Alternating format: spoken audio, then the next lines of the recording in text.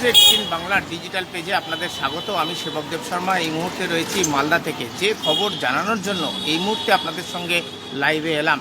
প্রকাশ্য রাস্তায় সাত সকালে কুপিয়ে খুনের ঘটনা মালদহে। পুরাতন মালদহের শাহাপুর ছাতিয়ান মোড় এলাকায় এই খুনের ঘটনা এবং এই খুনের ঘটনাকে কেন্দ্র করে উত্তপ্ত হয়েছে পুরাতন মালদহের রাজনীতি। বিক্ষোভ, অবরোধ সব মিলিয়ে ব্যাপক উত্তেজনা এলাকায়। পুরাতন মালদহের ছাতিয়ানগাছি এলাকায় সকালে তাপস দাস, বছর 30-এর যুবক, তার রক্তাক্ত দেহ উদ্ধার হয়। শরীরে এলোপাথারি কোপ রয়েছে এবং অতিরিক্ত রক্তক্ষরণ হয়েছে, এমনটা কিন্তু উঠে আসছে। পুলিশ খবর পেয়ে মৃতদেহ উদ্ধার করে ময়নাতদন্তের জন্য মালদা মেডিকেল কলেজ হাসপাতালে পাঠানো হয়েছে। এই মেডিকেল কলেজে ময়নাতদন্তের পর আরও স্পষ্ট হবে ঠিক কীভাবে খুন, কী ধরনের অস্ত্র ব্যবহার করা হয়েছে। প্রাথমিকভাবে পুলিশ যেটা জানাচ্ছে, ধারালো অস্ত্রের আঘাত রয়েছে এবং মৃতদেহ উদ্ধারের পরেও আমরা দেখেছি এলাকায় অনেকটা জায়গা জুড়ে রক্ত ছড়িয়ে রয়েছে। অতিরিক্ত রক্তপাত অর্থাৎ গভীর ক্ষত রয়েছে নিহতের শরীরে। এই তাপস দাস, বছর 30-এর যুবক, যেটা জানা যাচ্ছে সুদের কারবার, জমি জায়গা সংক্রান্ত ব্যবসা, নানা রকম কাজকর্মের সঙ্গে এই যুবক যুক্ত ছিল।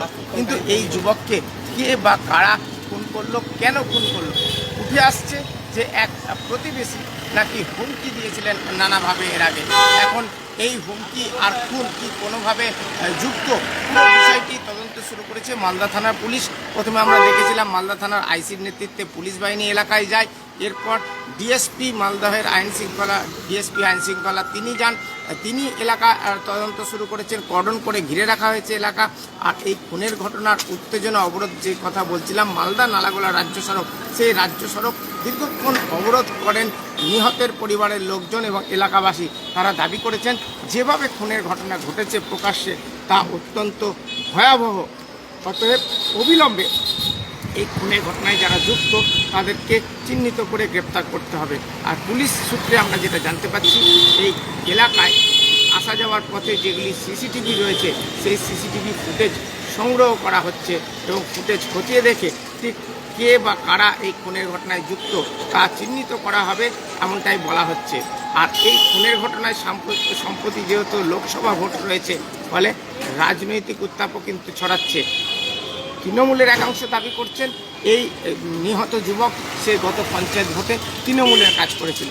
আবার বিজেপির একাংশ দাবি করছেন এই যুবক তাদের সমর্থক।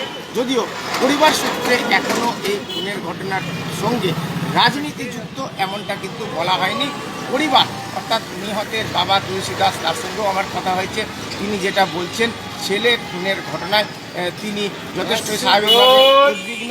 তিনি চাইছেন যে তার ছেলেকে কে বা কারা খুন করলো তা নিশ্চিত করে খুঁজে বের করে পুলিশ এবং দোষীদের দৃষ্টান্তমূলক শাস্তি হোক। এবং প্রতিবেশীরা এসে প্রথমে বাড়িতে খবর দেন যে ছেলের রক্তাক্ত দেহ পড়ে রয়েছে।